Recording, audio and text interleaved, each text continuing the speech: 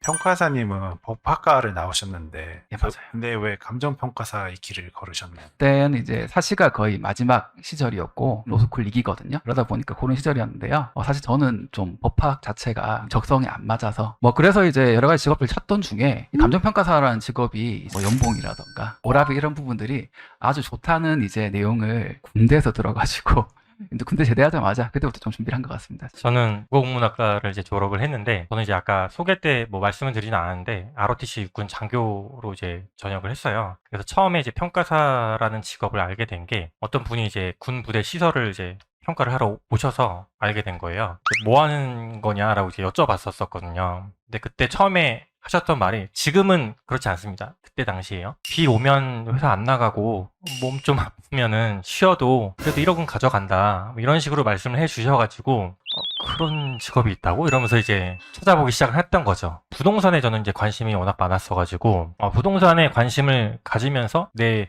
본업과 그다음에 뭐 투자에 대한 거를 같이 가져갈 수 있는 직업에 대한 매력도를 좀 크게 느껴서, 그래서 그거를 하게 됐었고, 평가사를 해야겠다 이렇게 생각을 하고 제대하자마자 이제 바로 준비를 했습니다. 평가해 보신 것 중에 좀 가장 특이하거나 인상 깊었던 것 있냐는 질문이 들어왔었는데 그런 거 있으실까요? 이것도 특이한 건가 싶기도 한데요. 국사 평가할 때 소도 평가하잖아요. 생물자산도 평가 다 하거든요. 생물자산 중에 제가 평가해 본 게 소랑 닭 해봤고요. 양만장의 장어도 평가해봤고, 조금 기억 남는 거는 이제 한 2년 전인데 한옥을 평가했거든요. 거의 문화재였어요. 상당히 이제 엄청나게 비싼 금액으로 평가한 기억이 나고, 부동산은 뭐 너무 당연한 거고요. 그 외에도 저희 뭐 평가하는 내용들이 특이한 거 되게 많습니다. 늙어도 할 수 있다. 그 사실인가요? 네, 맞습니다. 일반적으로 이제 대형 법인 같은 경우에 어느 정도 정년이 좀 정해져 있을 수 있는데, 그 외에 이제 소형 법인이나, 그러니까 법인을 차려서 나오실 수도 있고 개인 사무소를 하실 수도 있어요. 그렇게 하면서 뭐 저희끼리 농담할 때는 사인할 힘이 있을 때까지 해먹을 수 있다.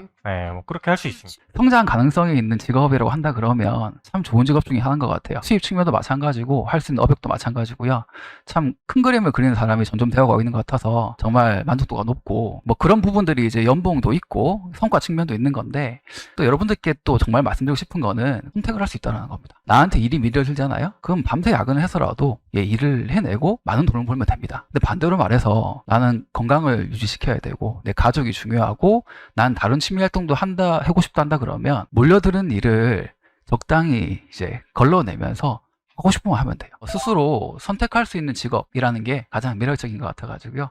참 만족도가 높습니다. 여러분들도 빨리 합류하셔가지고요. 저희랑 같이 이렇게 업계에서 좋은 거 많이 누렸으면 좋겠습니다. 내년 시험 노리는데 몇 월부터 준비해야 하나요? 라고 질문 또 주셨는데요. 지금부터 준비하셔야 됩니다. 1년 이제 동차 합격 확률이라는 거는요, 상당히 이제 쉽지 않은 부분이고요. 하지만 확률이 있기 때문에 충분히 이제 도전할 만은 하고요. 실제로도 제 학생 중에 그렇게 합격하신 분이 계시거든요. 그러니까 지금부터 열심히 하시면 내년 충분히 가능하실 것 같습니다. 그러면 1차 공부 없이 2차부터 하면 좀 이해하기 힘들지 않나요? 물론 1차를 합격하고 오시면 2차가 조금 쉬운 건 있는데요. 1차를 전혀 하지 않는다 하더라도 2차 시험 합격하는 데는 문제가 없습니다. 그 정도로 연계성이 조금 이제 약하거든요. 지금 4월인데요. 여러분들께서 이제 빠르게 시작하시면 1차 공부를 올해 7월부터 정도 하실 거고, 조금 늦게 하신 분들은 9월에 10월 정도 하실 텐데, 그 전에 2차 공부를 최대한 많이 해놔야 내년 1차를 4월에 합격하시고, 그때 석 달 남짓한 동차 기간 있잖아요. 그때 생동차를 노려볼 수 있는 확률이 생기거든요. 만약에 올해 지금 4월부터 올해 7월이나 10월까지 1차에 많이 투입을 한다거나, 아니면 이제 좀 2차 공부를 좀 이제 소홀히 하신다 그러면 내년 동차 확률이 거의 제로에 수렴하기 때문에 내년 동차를 위해서 올해 최소한 2차를 6개월에서 8개월 이상을 해주셔야 된다. 그 말씀 드리고 싶어요. 이게 1차를 먼저 하고 2차를 한 다음에 다시 시험에 임박해서 1차를 하는 것보다는 2차를 쭉 해놓고 1차 시험 날짜에 맞춰서 1차 시험 임박했을 때 1차 공부를 하는 것이 훨씬 더 효율적이에요. 부연 설명을 드리면은 비슷하긴 한데 시기별로 좀 다르게 접근을 하시는 게 맞아요. 4월에 공부를 시작하시는 분과 7월에 시작하시는 분, 10월에 시작하시는 분에 따라서 2차 비중을, 지금 만약에 1차, 2차를 같이 공부하신다라고 하시면 실무,